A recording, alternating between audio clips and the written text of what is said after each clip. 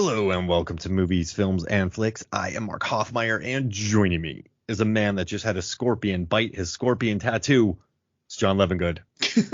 Well, that's what happens when you have like a new metal music video, like Steel Scorpion. They're temperamental, those new metal scorpions.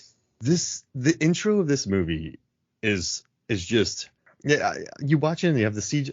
Okay, so it's our 500th episode, John. We hit it. We've been around since 2015, 2023. We hit 500 episodes, and we're talking about Kurt Russell's lowest rated film, and a movie that I would probably give 1 out of 5. But after researching Franchise Pictures, the company that produced this, and researching Battlefield Earth, Ballistic X vs. Sever, Get Carter, we talked about Driven already, and the 40 minutes cut out of it, and Stallone's commentary. After reading about Eli Samaha and his Franchise Pictures. Wait, so Eli Samaha did Drive. I forgot that. Yeah, Driven, yeah. Or Driven, I'm sorry. Driven. Yeah. And so, but like after reading about everything that goes on with his movies, and after reading about the court cases that happened afterwards in 2005, I feel like I understand 3,000. Like when I watched 3,000 Miles to Graceland, I'm like, I do not enjoy this. But after I listened to almost a 2-hour interview, hour and 20-minute interview with Damien Lichtenstein, the director, about this movie, John, before they went into shooting on this thing, they got half their budget cut, which actually happened on Battlefield Earth. It happened on Get Carter. It had basically happened on all the Franchise Pictures films. Right, Battlefield Earth went from like 90 to 65 million, right? That's a big drop. And it just you know what's the best part about this is Franchise Pictures, Samaha, according to an article that I read from this guy just wrote this wildly in-depth article, and like on the Los Angeles Times, he basically said that Samaha also owned a catering business that fed his crews in Canada, in Vancouver. So he owned the catering crew, and he was charging money to his catering crew to feed the crew. So he was making money off that. But then, according to Travolta, the food was so bad that originally Travolta got paid $16 million for Battlefield Earth. He put his own money back into the production to pay for catering costs. Is that what that $5 million was that I read about? Yeah. He gave $5 million back to like, and like the product, like, so when I watched 3,000 Miles of Graceland, also too, Kurt Russell wanted Final Cut. Kevin Costner wanted Final Cut. And so Kurt Russell wanted to be a lighter-hearted film like the preview suggested. Costner wanted to be the darker film closer to Damien Lichtenstein's script and film because they became buddies. But Costner was the first one on this, not Russell. But then Costner's cut won over Kurt Russell's cut, but they both got Final Cut. And so the director of the movie is like, listen, I don't know what this movie became. We got 50% of our budget cut. At the end of the warehouse shootout, there's 4 people. But I think now that I know everything that went on behind the scenes, I can give it a little bit more credit because I heard about everything that just got cut and dropped, and like they didn't have much time to shoot this, and Russell and Costner were button heads. But it's also just fun to watch Russell play Elvis again. But that's why this movie is entertaining to me. It's just because from the early 2000s, John, like I'll read some other Franchise Pictures films out to you. They also made, let's see, I just love this run. So before he started doing the big movies, he did Boondock Saints, awesome, which became a cult classic. But then he did Whole Nine Yards. So the Whole Nine Yards was his one hit. But then he did Get Carter, which went from 63 million to 44 million, and then that movie has an $11 million budget. It made 15 million. Then he made The Pledge, which made 19 million. Then 3,000 Miles to Graceland, which got cut to a $40 million budget, and Costner and Russell got half of that. So then they had $20 million to shoot the movie. That movie made 15 million, and then Driven made 32 million. Then he did Fear.com, which made 13. Ballistic X vs. Sever made 14. Half Past Dead made 14. Then they made Avenging Angelo and The Foreigner. The In-Laws made 20. Alex and Emma made 14. Whole 10 Yards made 16. Sound of Thunder made 1.9. Alex and Emma really does not fit in there. No, because he was trying to win back. Like they were like, okay, let's get Rob Reiner to make this movie that no one else will make. What? That was Luke Wilson and who? Kate Hudson. Kate Hudson, yeah. Right. But like no one wanted to make it. But Ellie was like, he picked up scripts on Turnaround that no one would make. And he's like, we'll make it. And then it tanked. And then Sound of Thunder and Tristan is Old, which had a $14 million, it made $14 million. And then National Lampoon's Rise of Taj made 4.3. So this guy made fantastic waves in Hollywood, John, but he would show 4 budgets to the studios. And I'm sorry that I'm just jumping right into it, and I'm not talking about 3,000 Miles of Graceland, but I just want to read this to you.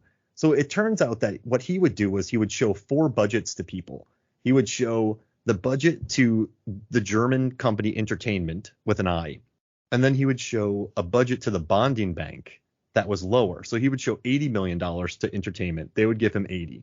Then he would go to the bonding bank and get like a $45 million bond. I'm really jumping ahead. How can I narrow this down? Let's see. Okay, here's what I'm gonna say. 99. Ellie made a deal with a German company called Entertainment, and they were going to pay 47% of the film's budgets. So basically a 50-50 split. But what he did was he would tell them that the movie was 80 million, but he would actually go get a bond for 50 million. So they paid for more of the production costs than what there were. And then he would pocket it. And then he would cut the budgets.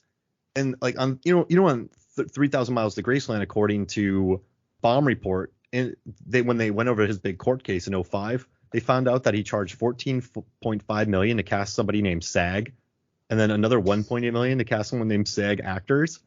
So like all allegedly, like he just skimmed $16 million off the top of a budget he already dropped.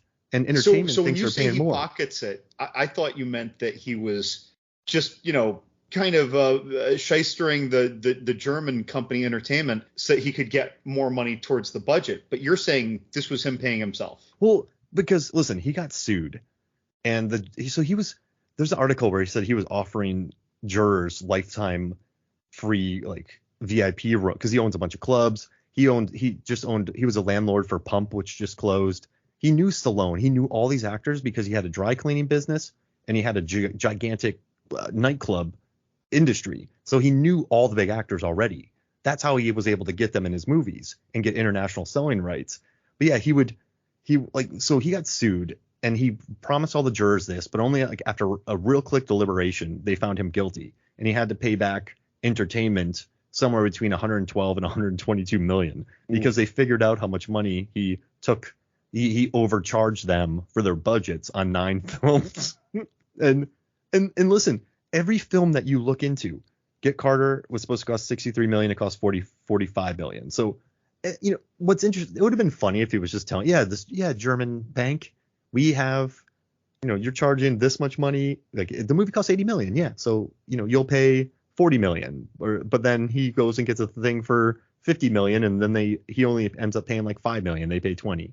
So it's just, and then he never showed them the receipts. And then he also showed a lower invoice to the director to never let him know how much money they had.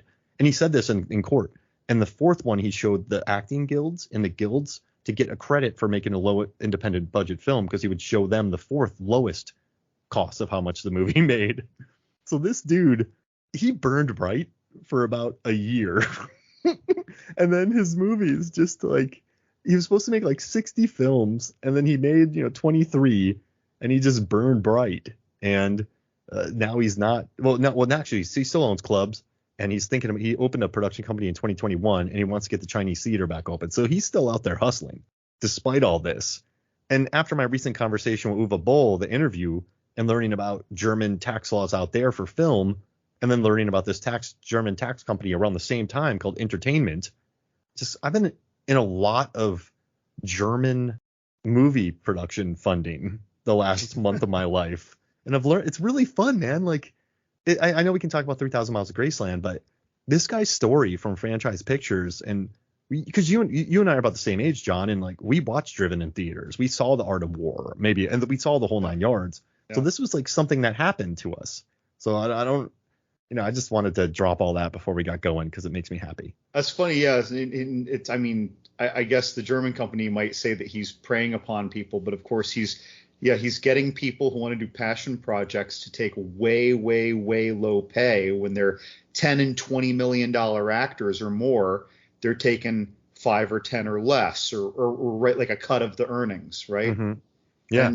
And so he's making magic happen. It's like if he just wasn't doing that shystery stuff, he probably would have kept building this and built a good reputation for doing this. He would have been, if it wasn't for all these court cases and all the lying and all the pocketing money, he'd be like the Jason Blum of not horror. Exactly. And you know what's interesting about him during the court case? He's like, everyone knew what I was doing. Like in the court case, he's so startlingly honest because I read about most of his quotes. So he said the German company knew what he was doing, but they were just suing him because it went bad. But I love, but then the court found him guilty. So that's why I guess I should say allegedly, but they did find him guilty for 122 million. But it also happened to Cannon Films. Remember early Cannon stuff? Oh, it was just like cheap action. It was scenes. It was like hot garbage. Jackson Pollocked into a beautiful B movie enterprise. Like yes.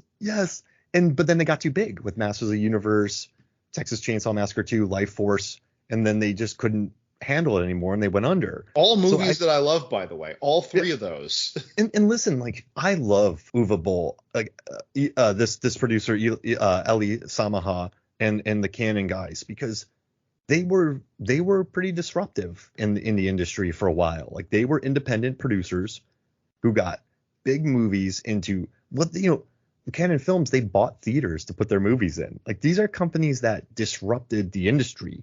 And yes, they're Uwe Boll's back making movies. He's great. We had a great talk. But I like that these people came in and disrupted the system. And Uwe, everything he did, it's fine. Like it's all taxed and like it's all whatever, based on the tax rules of Germany. So I'm not saying he's going like under any scrutiny. Everything he did was above the board. He did all the crews. But this guy just remember Battlefield Earth, right? 100 million, he immediately cut it to 50. Then he sent them to Vancouver. It's like, but that's what happened. This movie shot in Vancouver. This is like supposed to be the deserts of California and Las Vegas and all these places. But they're just up in Vancouver in the mountains. Like it's a funky little movie. And there's no Kurt Russell at the end, dude. You can tell it's Kevin Costner's cut who won because Kurt Russell disappears at the end of this movie. And it's just all Costner looking cool with sideburns shooting guns. It's funny, man.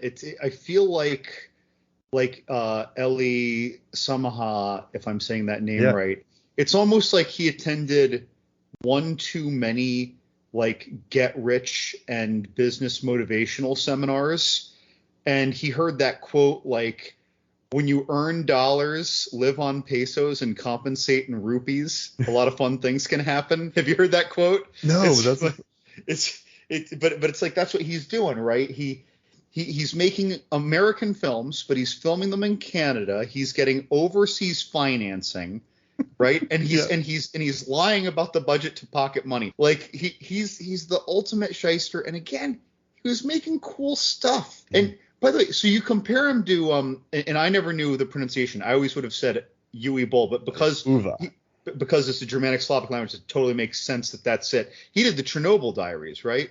No, he did Postal. He didn't do that? No, he didn't do that one. He did House of the Dead, Blood Rain. Oh, Blood Rain. Yeah, but you know what I love? I just want to go on a tangent about how he got the money raised in Germany. It's like, John, you're a German millionaire and you have $10 million, but it's going to get taxed 45%. So you're like, I don't want to lose $4.5 million. So you find a German director who owns a specifically German production company. It has to be all German production company. And they're like, hey, give us $9 million. We'll go over to Vancouver and make a movie, because that's what Uwe Boll did. And so they're like, you take this. And so what happens is you'll be taxed on your $1 million, which puts you in a lower bracket. You might lose 100 grand, right? We'll go make a movie maybe for 1 or 2 million. If it tanks, you'll get back 8 or 9 million. And that's tax deductible. That's a loss. So you won't get taxed on that. So as opposed to getting taxed 4.5 million, you're getting taxed you're at most probably losing 2.1 million, but you still have more than what you would if it was just taxed. So that's what they did with like the German film company. You could declare loss, and if there's an LLC, if it's bonded, you could get that back. And so that was the whole situation where people just sort of, I'll invest in a movie. But you had to film it that year and release it that year. Ooh. Yeah. And that's what a lot of people don't know about Uwe Boll's movie. And he was awesome about it. He's like, listen, I just shoot fast. You have to shoot and get it out. And we're talking release, theatrical release. Yeah. In 1 year. Quick. And so Now I understand his movies a lot. Like, ever since I researched him and talked to him, like I really dig it. And like reading more about franchise pictures, Ballistic X vs. Sever, no one even knows why Ballistic is there. Like that doesn't even, it's X vs. Sever, but someone's Right. like, yeah, just put Ballistic there. And that budget got cut. Like, and then, but all the actors were into it because, like you said, John, they got back end or they got paid. Costner got $10 million and he got like 11 million. Kurt Russell got 9. Kurt Russell hadn't been in a movie since Soldier, which we talked about, which didn't do well. He had to get lured back in because the director was friends with Goldie Hawn.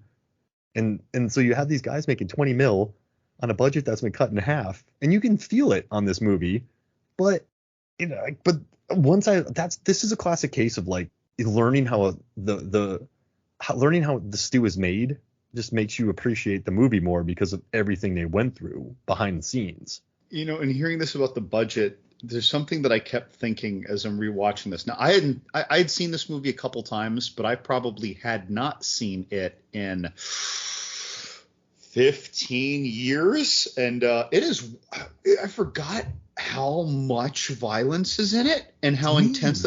And I swear, I kept watching this thinking, this is like Smoking Aces, except if you made, well, Smoking Aces had more action, but still, this is like Smoking Aces.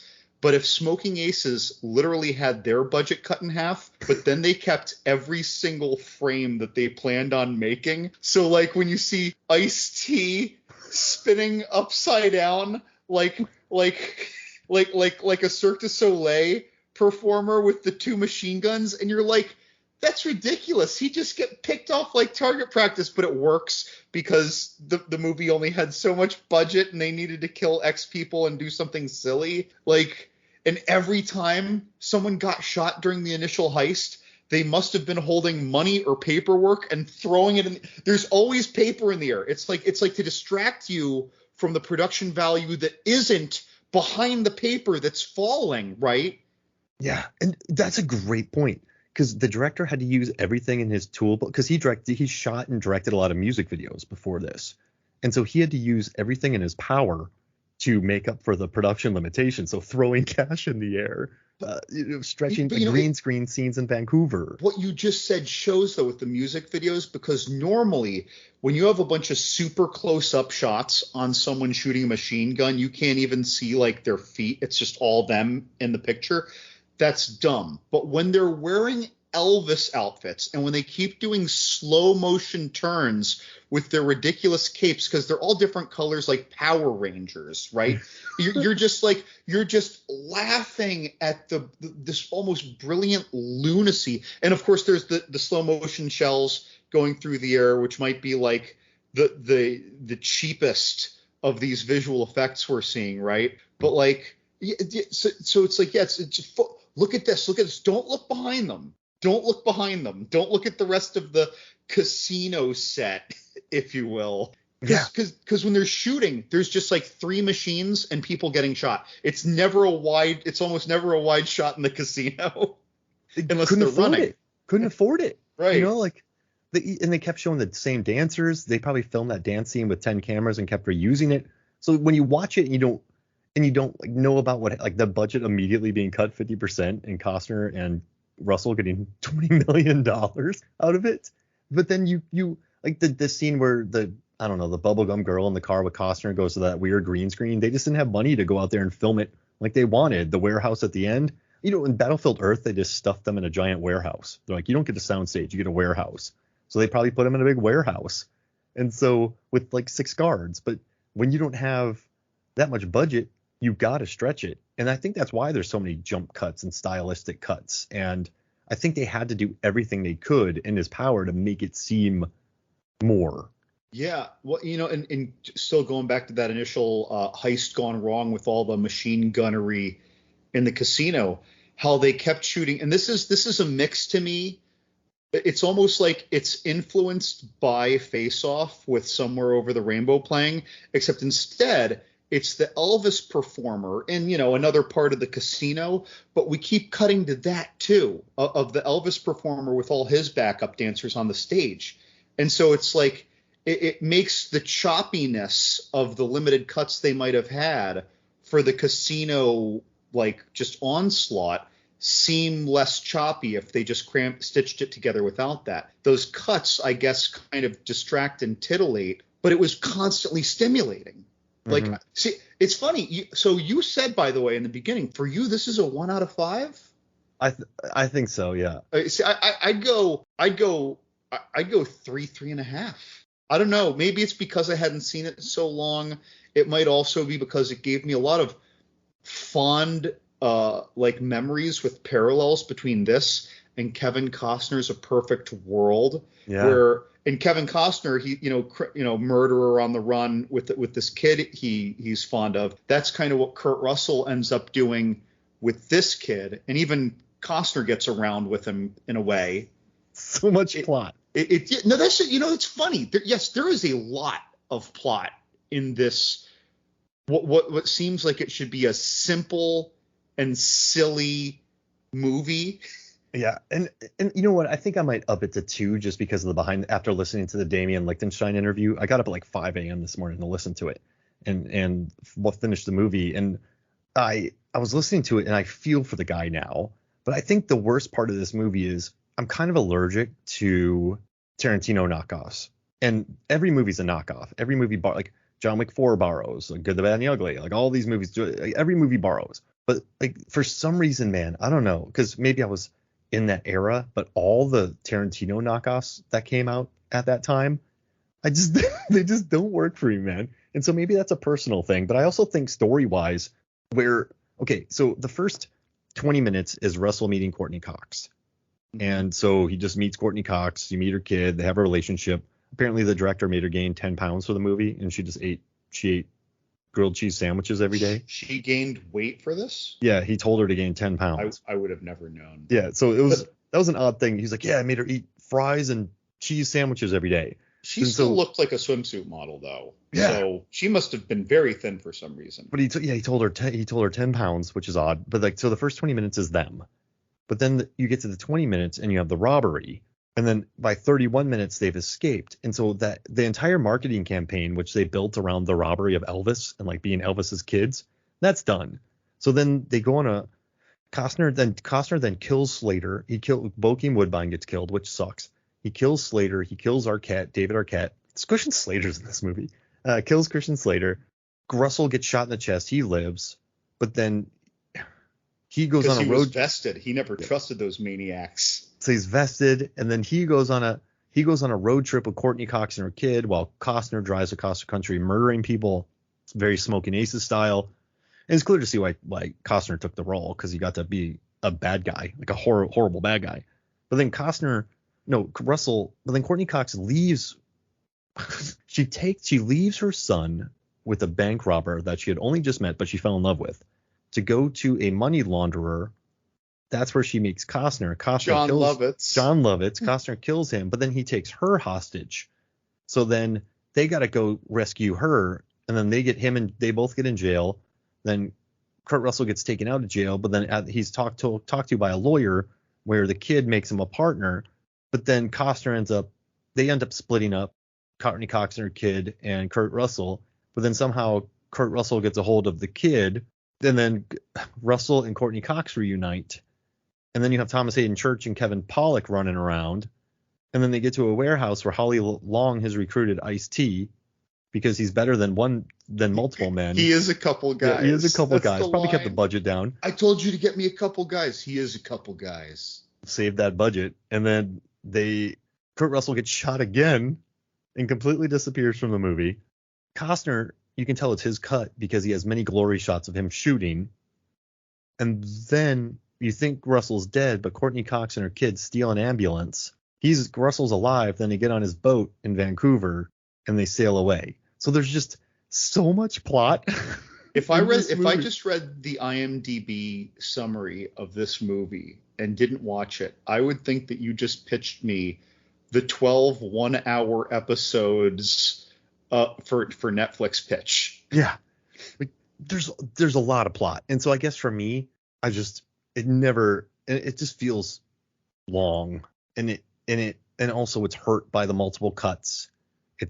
There's so many things that weren't filmed. There's so many deleted scenes, but he didn't have director's cut, so those weren't added. The only reason Kevin Costner did a cut was because Kurt Russell wanted a cut, and then they had fights on set. And so I just think the budget cuts, the multiple edits, the wildly in-depth story, which should have been The Last of Us instead of one movie, I think that kind of doomed it. Dude, you didn't even touch on what was like 4 scenes where the kid hired a lawyer from 1231gofree.com or onegofree.com in exchange for a legal contract deal where they would be 50-50 partners.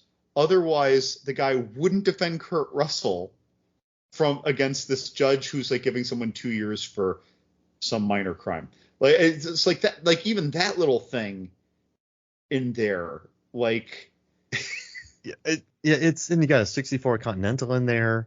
Like, but then Courtney Cox is like, I always loved you. From the second I met you, I loved you. I didn't leave my kid with a bank robbing ex-con. I left it with you. Yeah, I was like, wow, Courtney Cox. But I'm telling you, man, everything had to get changed when 50% of your budget gets cut. Like that changes everything. But it feels like they still included everything. Yeah. I feel like they didn't cut any ideas when the budget got cut. They're just like, okay, how do we make this work? But I mean, listen, there's moments to be had because, listen, at the end of this movie, you have Kurt Russell dressed as Elvis, who he has a long history as Elvis. He's been in the Santa Chronicles, Christmas Chronicles, dancing like Elvis. Like he kicked Elvis, he voiced Elvis. Like he's been Elvising for a long time. He played Elvis. I bought that movie. It's a good John Carpenter film. But like he's dancing as Elvis. But then you have Kevin Costner. Did you watch the credits? Kevin Costner has 2 guns. And he's just dancing. That was kind of weird. I felt like he was literally on hallucinogenics or something. Like that was, and also Kevin Costner runs a little bit in this movie. I'm not like he'll ride horses, he'll be a pitcher, he'll play golf, but he never runs. I don't think I've ever seen Kevin Costner run too much. So he has a running scene in this movie and he's dancing at the end. And Courtney Cox is doing stuff.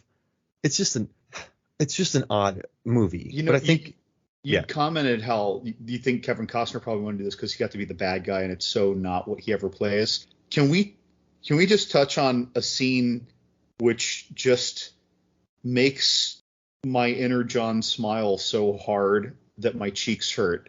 Wombats? Yes. Good Lord. I didn't even know he had that kind of silly in him. And I'm simultaneously saying that about his character and him. Like that, you in there all alone, sir? Not unless you count Team Spirit. Like he was owning that. He felt more real than a drunken tailgater that I could have ever met. Yeah, he was having fun, right? Oh my God, it was so good. And you know what's crazy is he just brutally murdered a nice man to get his outfit before then.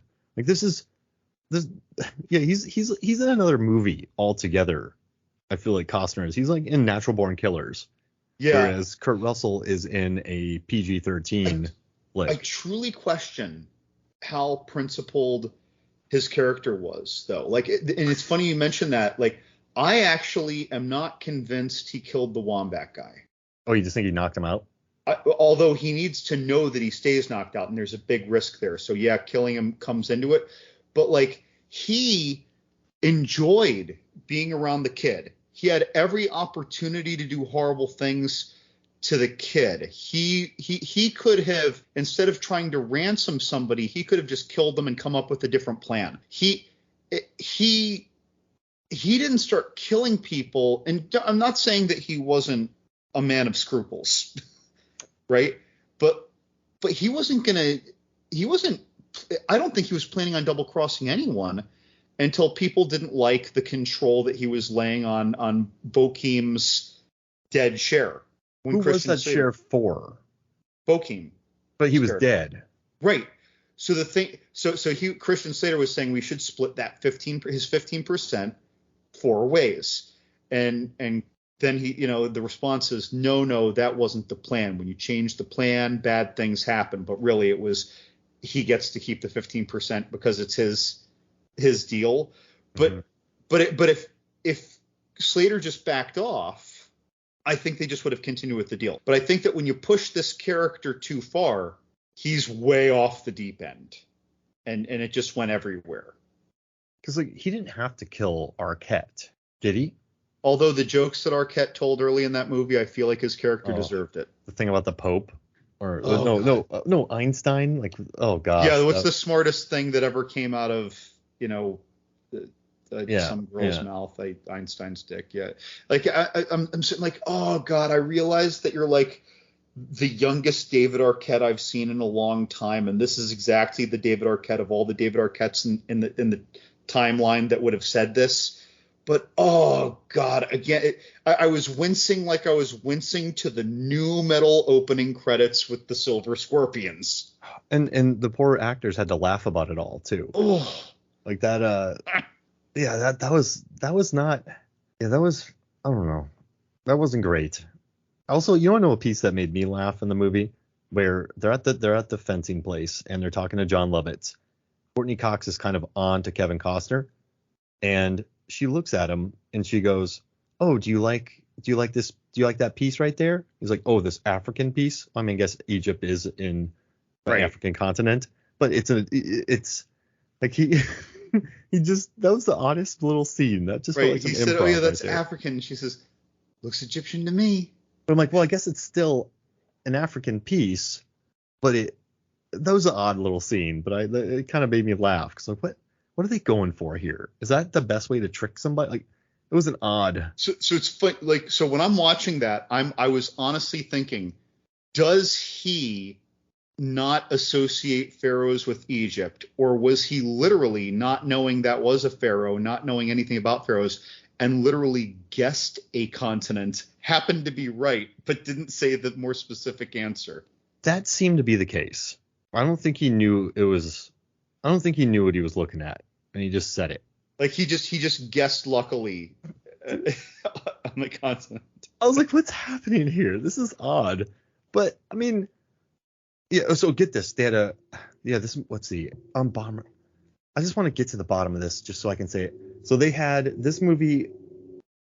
It ended up costing $47 million to make. So then 20 of that went to Russell and Kevin Costner, which they left 27, and he said it got cut in half. So let's say he made this movie on about a $15 million budget.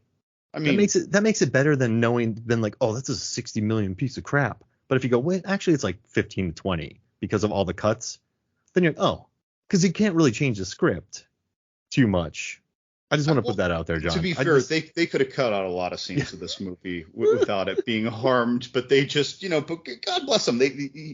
Liechtenstein pushed through, just like his ancestor, Sir Ulrich von Liechtenstein. Never give up, even when you don't have any money to your name. Just make it happen.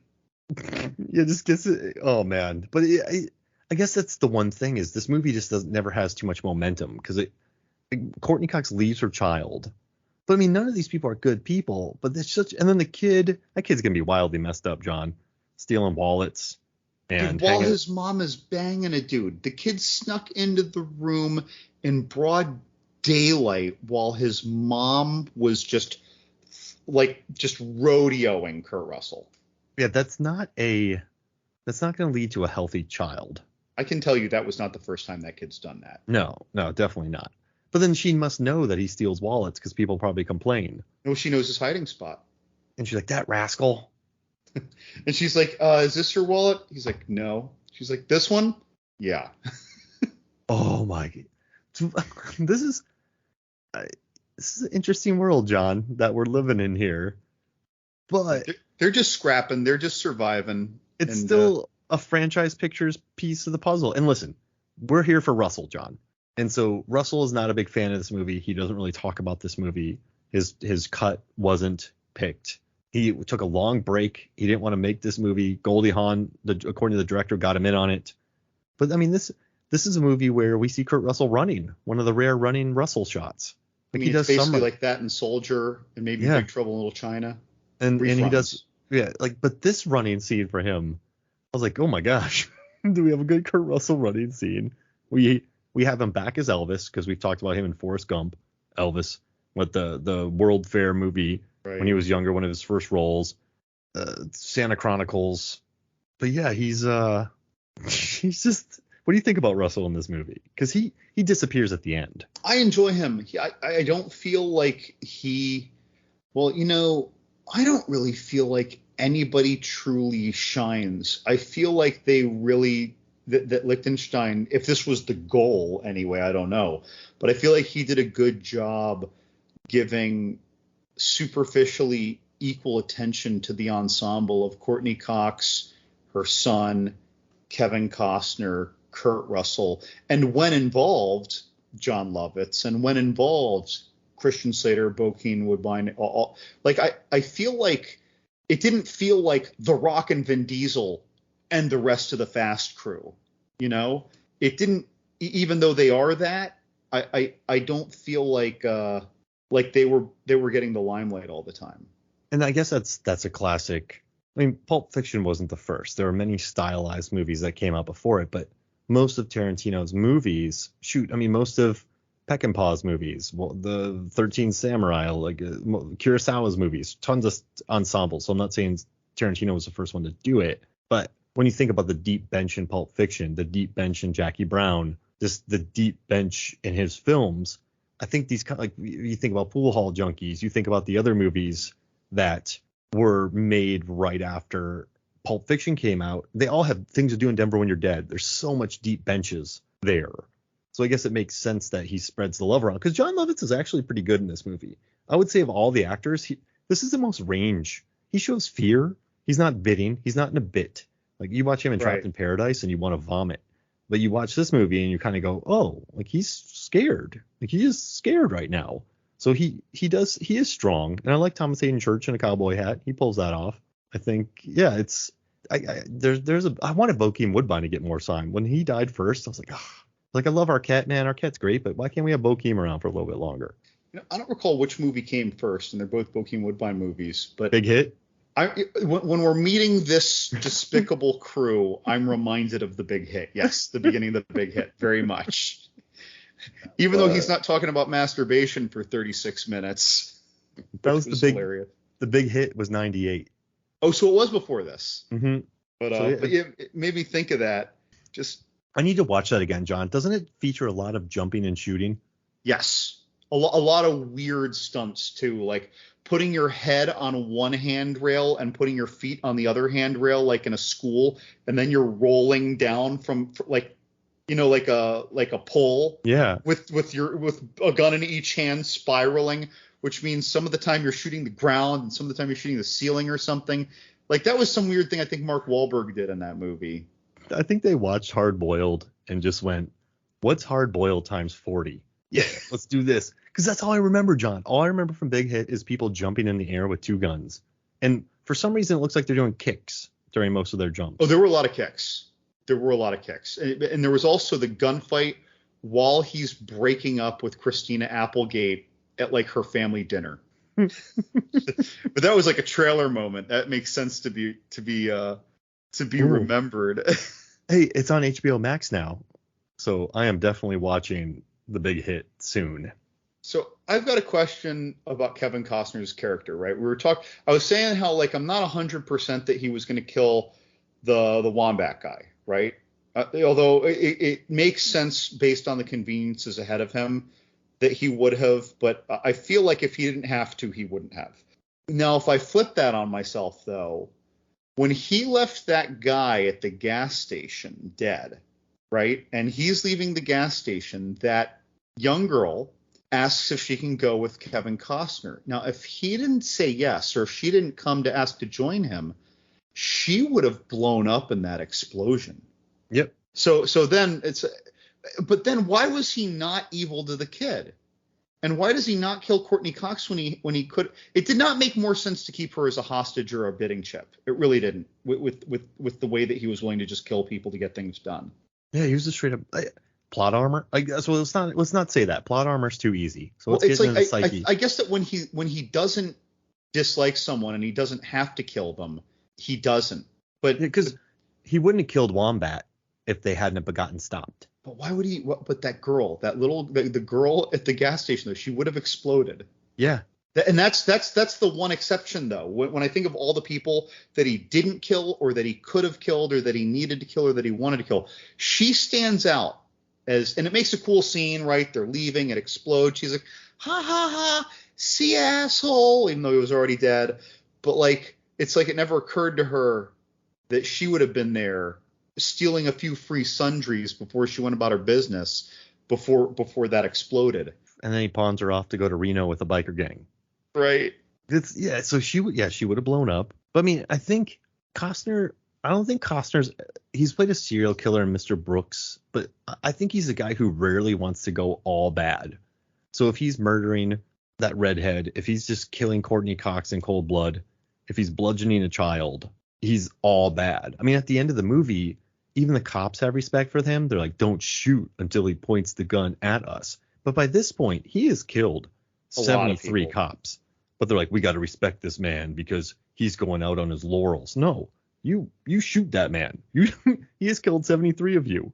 Like, don't stop. Like, but even they respected him. But I think that's a Costner thing. Dude, speaking of the cops, not just what about that sheriff who wants to do a shootout with him? Like the guy was like a Clint Eastwood super, like, unhealthy super fan, like Robert De Niro in The fan or Swim fan. Like, he was a crazy fan, right? Because Kevin Costner says, nice day, isn't it? It's great day. And then he deliberately shows him that he's preparing for a damn shootout. It's like, cop, when he said nice day, you could have just pulled the gun right out and hopefully shot him if he went for his gun.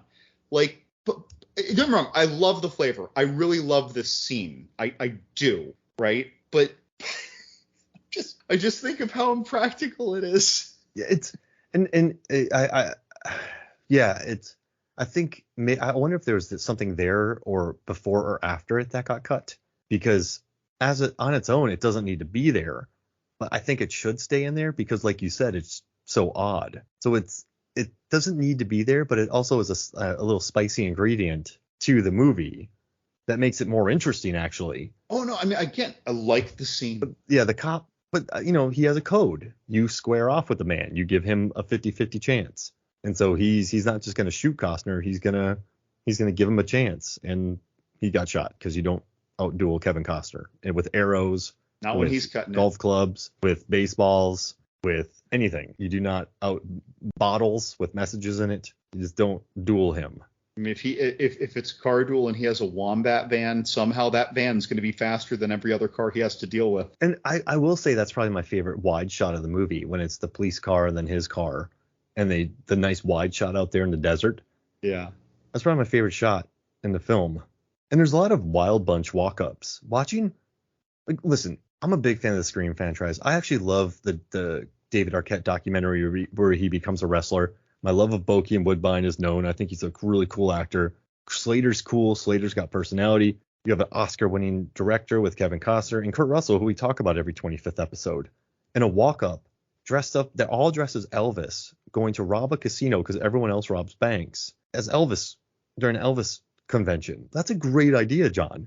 Right. It's just the problem is escape value. Yeah. That's done by 30 minutes, and then it becomes a road trip picture. So it's this well, yeah. So most of the movie is the double cross, whereas when you watch The Heist with Edward Norton and Robert De Niro, the double cross is the end, right? Yeah. Normally, or Ocean's 12 was it with Vincent Cassel, or Ocean's 13? Ocean's 12. But again, it's like there are all these little double crossing duelings, but the true double cross is the end. And in this, yeah, it's just the end of the first act. Yeah. And do you think this movie would have been better with more planning, with more time with the Elvises, with more time with Slater, if this remained more of a chamber thriller where they're fighting at the aftermath of their, like, Bokeem Lives, and it's Howie Long and all them figuring out their money, and then hostages get taken and they get pulled. Like, Courtney Cox has never been in before, but she gets pulled into it. Kurt Russell falls in love with her during that. So you have the whole first 20 minutes out of there. Like, that could have been I think that I don't see this crew credibly going through a planning phase together. David Arquette's just telling stupid jokes. And Christian Slater challenging Kevin Costner.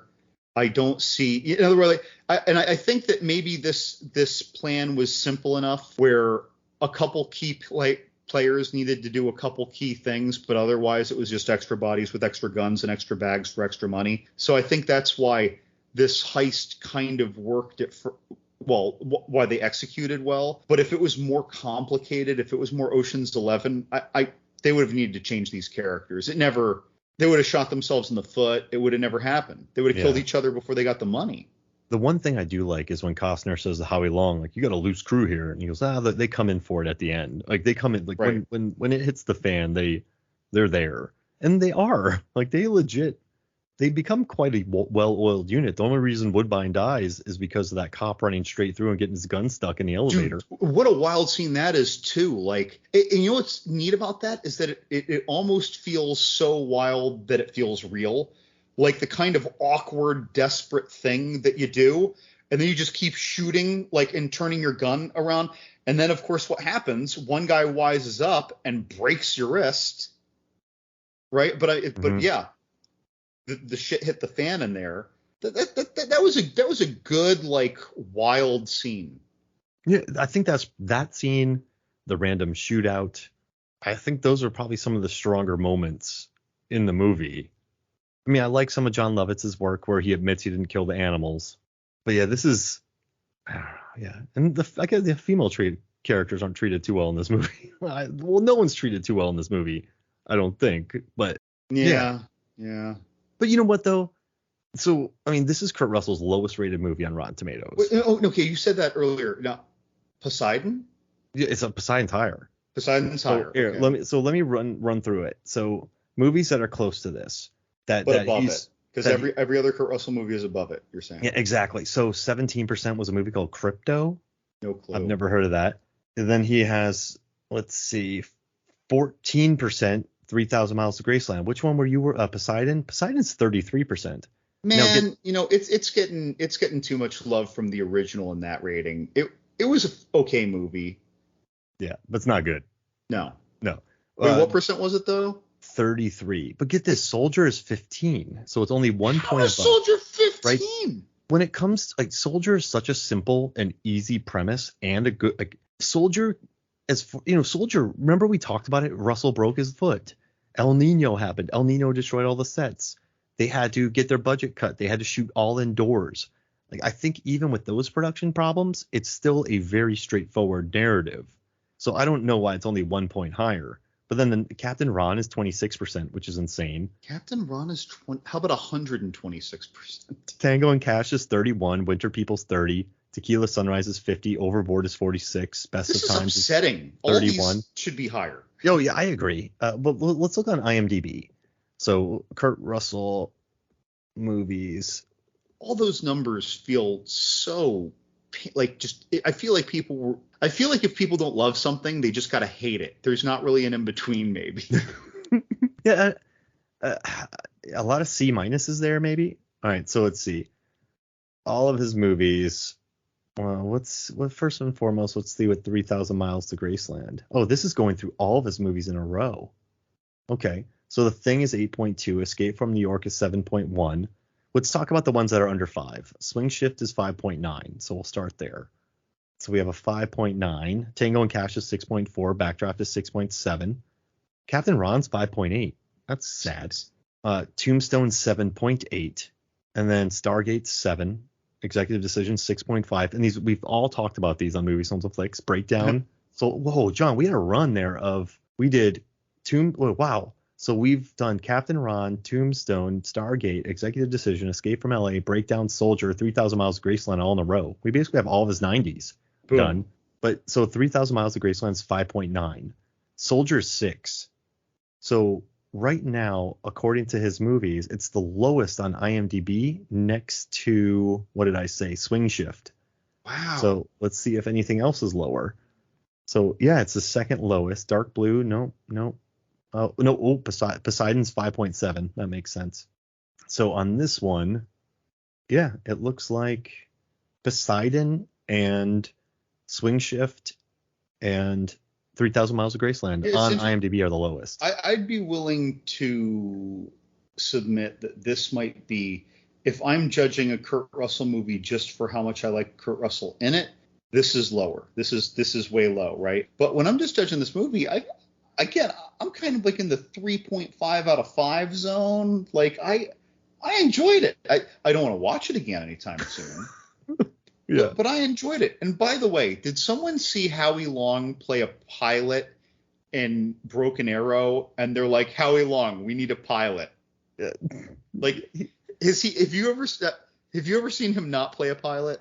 What was he in Firestorm? Was he a pilot? Was he he was a smoke jumper in that, right? I did not see Firestorm. So I think he was just fired up. I don't think he flew anything in that. But I want to tell you something though. 3,000 Miles to Graceland has a 21 Metascore, which means that is his lowest movie. Yeah. Oh gosh. Yeah, that's not very good. It's 21. So let's see what Poseidon is. So if you compiled all of his movies, Poseidon's 50. Poseidon has a 50 Metacritic score. So if you compiled all of his movies, IMDb, Metacritic, and Rotten Tomatoes, and you ranked all of them, 3,000 Miles of Graceland would be last. I hate that.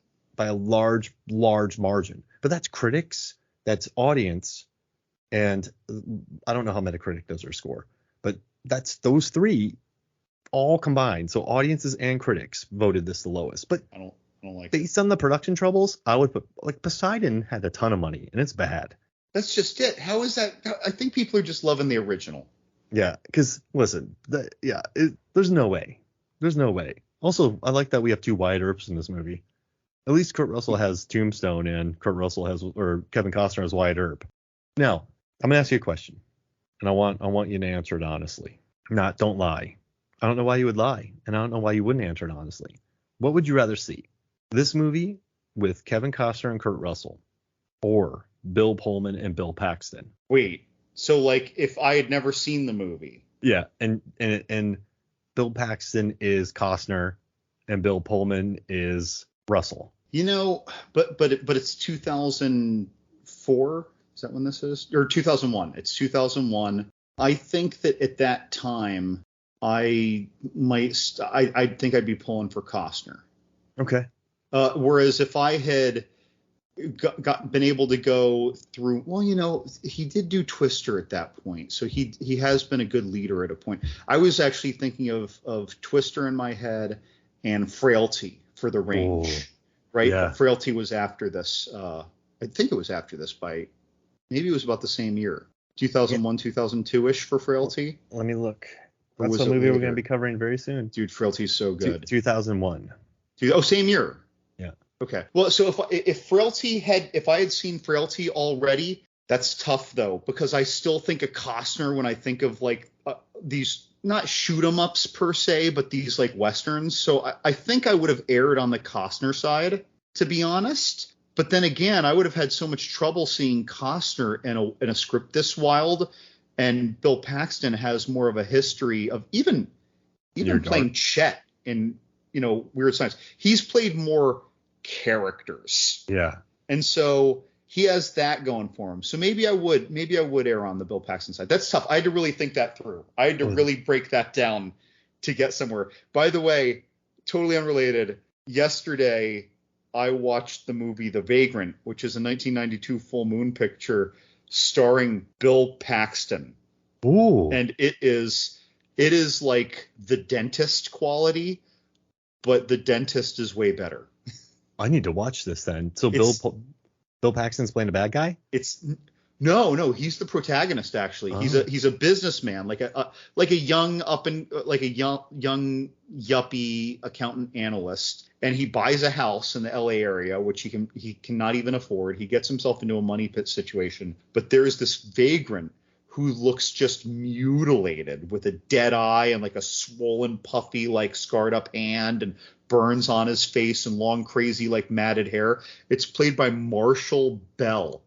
No joke, dude. Like fresh on the coattails of Kawato, right? Oh. So like this is 2 years later. And so he plays this vagrant in this that is essentially torturing Bill Pullman by some, or I'm sorry, Bill Paxton. What a weird screw up that was.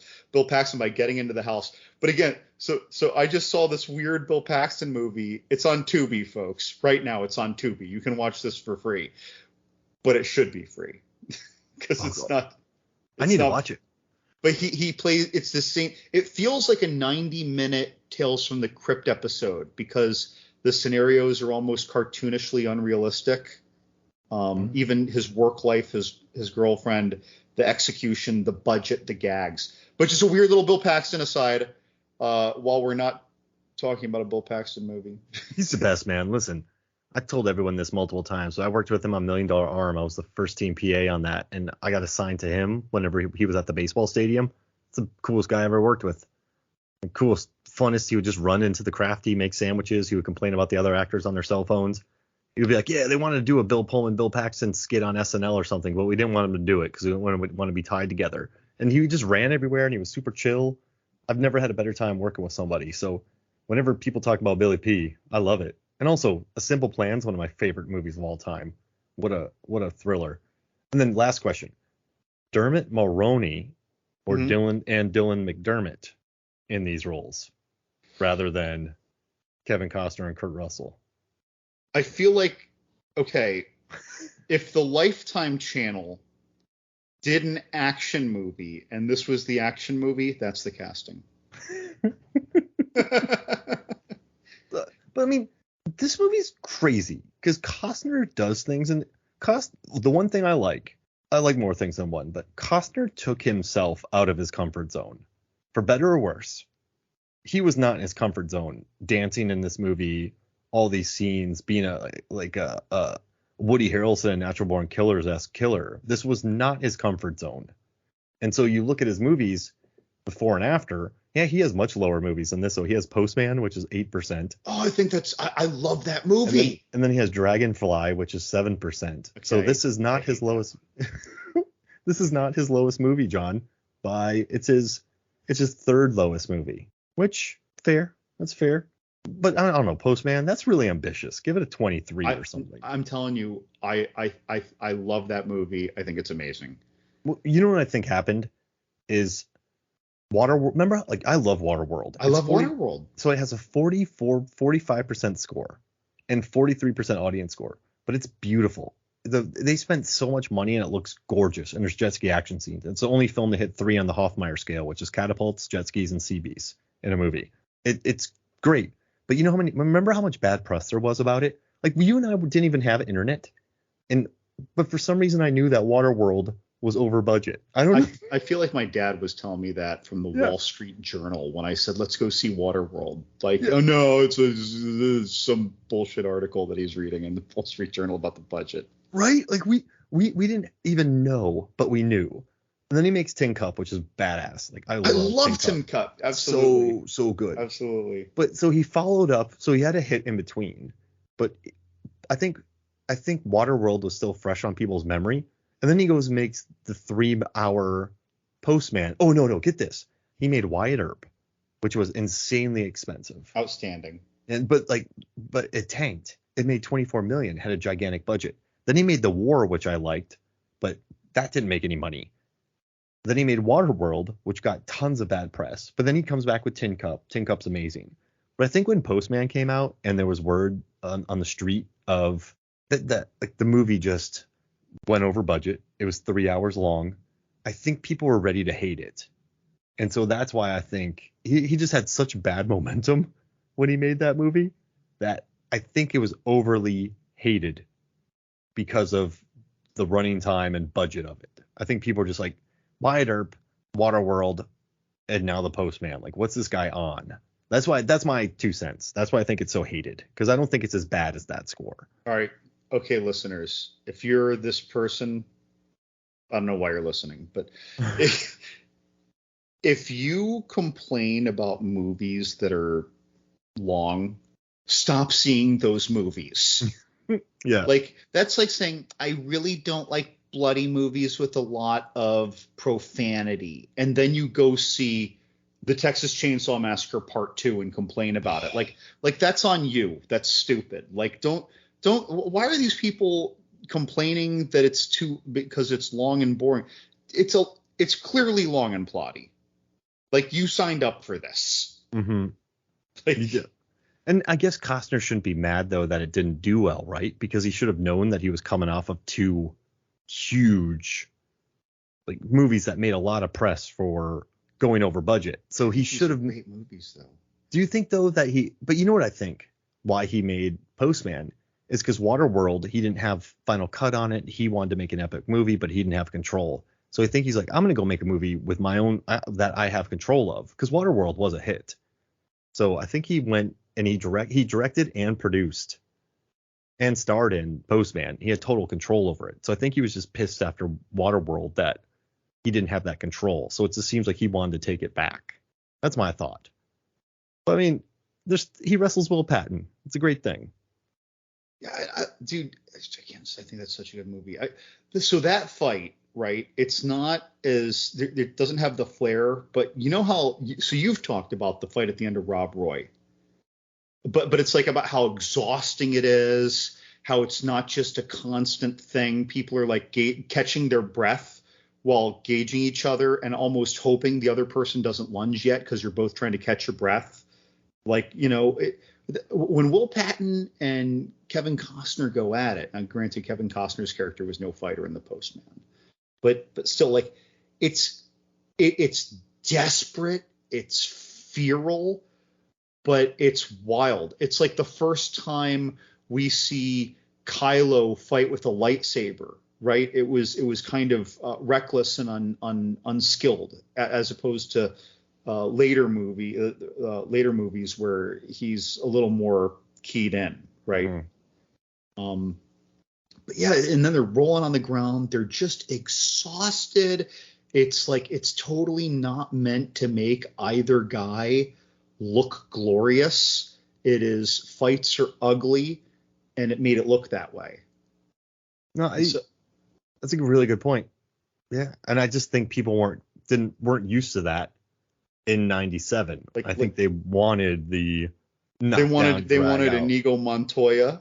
Yeah, exactly. Giving monologues because he's never out of breath while he's jousting, or I'm sorry, using his rapier and fencing, right? More movies need to show tired people, because I remember watching Rob Roy, and 30 seconds into the fight, they're both exhausted, which I love. Like, well, not Tim Roth, but Rob Roy. I mean, that's a huge sword, and he's getting cut, and he's tired.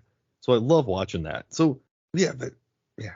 But to say The Postman is worse than 3,000 Miles to Graceland, so this is the reason why I think Postman's better. It's Costner's vision, unhindered. It's his vision. No one messed with it. He made it. So it was what he wanted to get put on screen. But 3,000 Miles to Graceland, the director even admits that wasn't his cut. He had to delete, he had to get rid of a lot of stuff because his budget got cut in half. So, I mean, this wasn't what he fully wanted. And he keeps talking about all the cool deleted scenes, all the stuff that was cut out of the scripts, what didn't make it, the different cuts. So I think automatically you just got to say Postman is better because it's just more complete. That's my argument. I mean, The Postman is, and again, I think it's great. So I'm calling it a great film. 3,000 Miles to Graceland is no manner of film. It's a flick. Right. I think it's a gloriously fun flick. I think it's a very titillating and stimulating and popcorn friendly flick, right? But like we've skipped movie entirely. One of these things is a film, and the other is clearly not. Yeah, this was meant to be. Well, so the director said, "I have what did he want? He wanted to make this movie. Where do I have it? Let's see, Russell Costner. I have John. I have so many notes. He wanted this movie to be, I don't know, like an epic film. I have my notes, but I can't find it. I want to point out to the listeners that Mark is holding a 5-star notebook, and I remember that brand from like 30 years ago. That's awesome. Yeah, I have so many notes here. I can't find it, but he said he wanted the movie to be like the most epic thing ever. Like, he wanted to be this stylized, like, hitting hard movie. Certainly looks like he was trying. Well, listen, I think he had to pull every trick out of his cinematographer and music video history to just make this look good.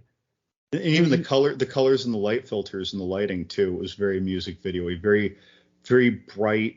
It wasn't like the Michael Bay warm filter, but it was more like the Sugar Ray version of that, the Sugar Ray music video version of the Michael Bay desert shots.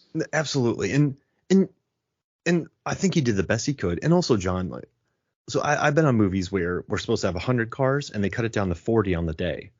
And so you're supposed to make it look like a jam-packed street, but then you have 40 cars. You can't do that. Like, and we had to drive them all the way on the Broad, make it all a 360 of New York traffic, city street with 40 cars. You can't do that. And so you just have to do the best you can. So going into this movie, it wasn't like, hey, we're cutting your budget in half. You have 3 months to get ready for it. Hey, your budget's cut in half. Go shoot. So he didn't have time for a script rewrite because that costs money. He didn't have time because if you rewrite, you got to pay for permits. You got to pay for Costner. You got to pay for Russell. You got to pay for all that.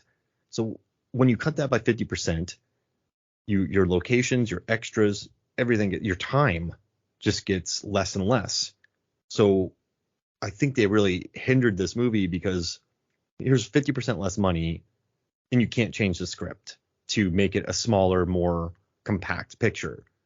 So yeah, based on all that, I respect the guy for the product he got out. And you know, I yeah, just wasn't a good time. And I was working in a theater when this movie came out, and I distinctly remember, John, not many people coming to watch this thing. So that's their loss. Yeah, that's their loss. But like, I don't know, that's why I liked researching this so much, and that's why I liked learning about the 47% that they would pay. That's why I liked learning about German tax laws. That's why I liked the inflated budgets. That's why I like cutting the budgets. That's why I like getting scripts and turnaround. Like researching, like franchise pictures, that was one of the first things I ever gave to Rotten Tomatoes in 2017 when I started writing for them. When I wrote the Battlefield Earth thing, franchise pictures were in that, and the Museum of Pop Art invited me to be like a moderator on one of their screenings for Battlefield Earth to talk about the film. So I'm really fascinated by franchise, and I like watching what's left of their movies. And they had no time, just cut everything. And I find that fascinating, and just a lot of people don't research that. So I'm glad we got to talk about this. But yeah. This was a lot of fun. Do you want to? All right, so we can either do a Bokeem Woodbine draft, John, or we can do a Kurt Russell draft since it's our 500th episode. Okay, I don't know. There aren't enough. I don't know enough Bokeem. Okay, let's do Kurt Russell. Let's do Kurt Russell. All right. Here. I'm holding up 1 or 2. Which number do you think it is? 2. You get first pick. Okay, that's how we know he's not lying. What? Because he gave it to me. I'm taking The Thing. Oh gosh. All right. Oh gosh, it's so good. I'm gonna do Big Trouble in Little China. I was gonna take that, you scoundrel. Okay, I'll take Tombstone. Oh no, that's a great pick. I'm gonna do Escape from New York. Used Cars. Ooh. All right, give me some time, because oh man, I gotta think now. Dancing around like a Muppet. You know what, John? I'm gonna take a very calculated risk here, and I'm gonna bank on everyone's love of Captain Ron. Ooh. Okay. I gotta pivot. Overboard. Give me Overboard. Oh, okay. Overboard. All right. Oh man. All right. I'm just gonna pull up Kurt Russell movies real quick because I'm thinking Sky High. Oh. Well, I'm not gonna take Guardians 2. I'm gonna take Kurt Russell movies. I just had it on my brain, and then Miracle. I'm taking Miracle. I do love Miracle. I'm doing Miracle because that's a really good Russell performance. It is really good. I'm gonna do Stargate. That's a deep 5th round pick right there too. Okay, so I get last pick. This is stressful. Okay. See, like the audience, I say Stargate, they're like, okay, so the most similar to that is Soldier. That's what they're gonna think. Oh, Paul W.S. Anderson. But you also already took one of the escape froms. You could do double down. You could double down on the escape froms. I love you know what? Listen, I love the Furious movies, but he doesn't have that big of a role in it. No. I love him in Escape from LA, but I already have New York. Man, I love him in Executive Decision, Tequila Sunrise, Breakdown. Silkwood, he's really good. But I'm going to take a calculated gamble, and I'm going to take the Western where there's cannibals. and he is Bone Tomahawk. Bone Tomahawk. Bone Tomahawk. So I'm doing that. I think you have the Thing, Tombstone, Used Cars, Overboard, Stargate. I have Big Trouble in Little China, Escape from New York, Captain Ron, Miracle, and Bone Tomahawk. Dude, if I was on a desert island, either of those lists would serve me very well. Right? Assuming I had a VCR or VH or a DVD player and electricity and a TV. You do. I don't know if you listen to episodes of Nick Rehack, but we have a fully stocked island that we talk about a lot. So you can be with us there. And you can have your widescreen TV and coffee and all that kind of stuff. So yeah, it's, Hateful Eight was tough to leave out, but I don't know. Like when I think of Kurt Russell, I don't think Hateful Eight. Like that's just not. Well, even though he's kind of in the forefront, it's such a big ensemble movie. I would take my 5 ahead of his 5 again. So yeah, I mean Bone Tomahawk, I just like it, and I needed him in a Western because he already took Tombstone, so I'm gonna do that. It's a neat movie. All right, John. Well, where can people find you, man? John's Horror Corner. I don't think that you could find anyone else if you type that into your Google search.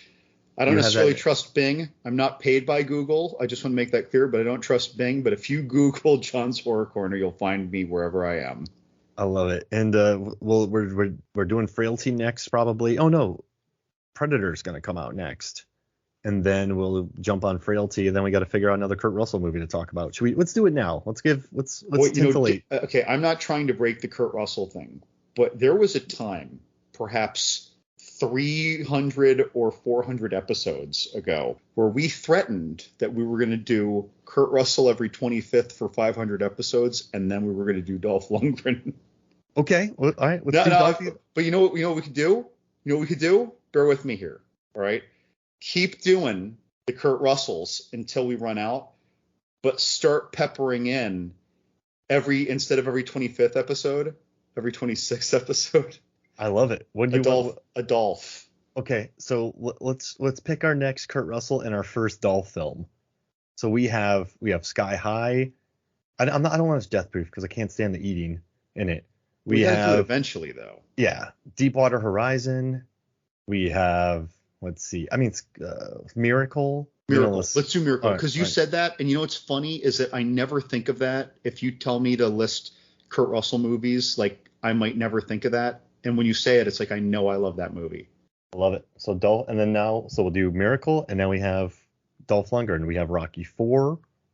We have Universal Soldier. Dude, so I swear to God, those are the first two that came to my mind. I mean, let's start off our series big with Rocky IV. Do it. And then we got to do Red Scorpion. Red Scorpion, this is not a joke. Red Scorpion was in the first 50 movies I ever owned. It was on VHS. Had that yellow with the yellow border with the black background and the red writing.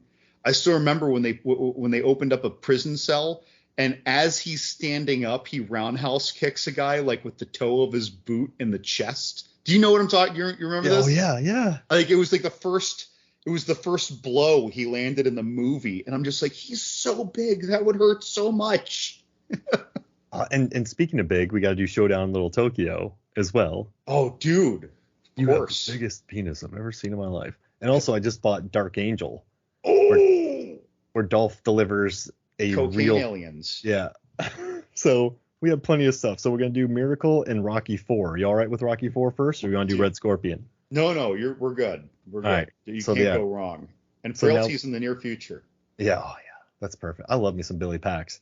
But yeah, John, thanks so much for joining me, man. In 500 episodes, dude. We started this 8 years ago, more than 8 years ago, like 8.5 years ago. 2014? 2015, I think, is when we started, 2015? Right? We'll have to look back, but early 2015. Dude, I think I was in my first apartment in Texas. I think it was 2014. Man, we've been around forever, but that's cool. We're off to a slow start though. Yeah, we didn't. Yeah, I think we released. Yeah, 20 whatever. But we've been around for a long time. And 500 episodes, and we're doing it by 3,000 miles of Graceland. Now we got a Dolph Lundgren series starting. 3,000 Minion. 3,000 miles more. The Minion. What Minion? Dolph Lundgren's The Minion. I don't know that movie. Tubi. What year is this movie? It's 86. What? And, all right, so I'm going to read this to you. Wait, does it have another title? No, 98. Holy crap, I messed that up. I read it backwards. But this is the title, because I almost bought this movie the other day. A 15-year-old body, one of the Knights Templars discovered below New York subway, Soon a demonic minion and a modern Templar knight are drawn to it, and they have to battle. Dolph Dude. Lundgren plays a modern Templar knight. I'm And in. he battles a demon. I don't think this is going to be good, but I think that we would just love it because it's him. And he has a movie called Acceleration. Oh, and Command Performance is the movie he directed. We need to get him on the show. But That's hey, what John. you talked to him about. Yeah, I did. I won him over. He shook my hand, asked what my name was. But yeah, all right, John. So this was great, man. Thank you for joining me. So for me, Mark Hoffmeyer, for John Levengood, this is Movie Sales of Flicks. We'll see you next week.